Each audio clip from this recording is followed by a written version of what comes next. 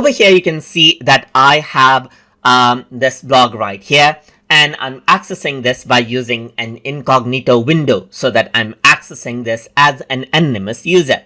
If I were to go ahead and click on post a comment, then I won't be able to post a comment unless I sign in with Google, as you can see right here. So it says to leave a comment, click the button below to sign in with Google.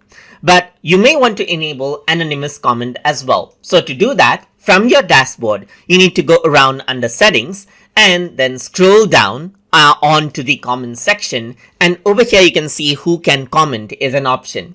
If you were to go ahead and then click right here, then you can see that you have an option to comment as anyone right here. Once you do that and click on save, and if I were to go back over here onto my blog post, then you can see that I can go around and enter comment over here as an anonymous user as well. You can also choose Google account if you want to right here and sign in to comment, but you can see that anonymous is an option as well. So I can go around and say, let's say for example, test comment, comment over here. Let me just go around and type in comment and hit publish.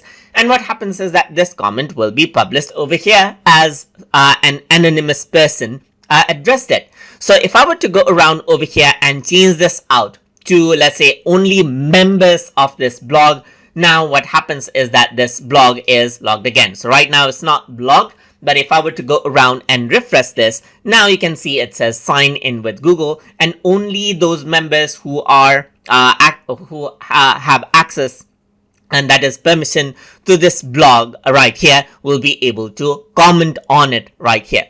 And that is how you can go around and choose who can comment on this blog inside of Blogger. So I hope you guys learned something as always.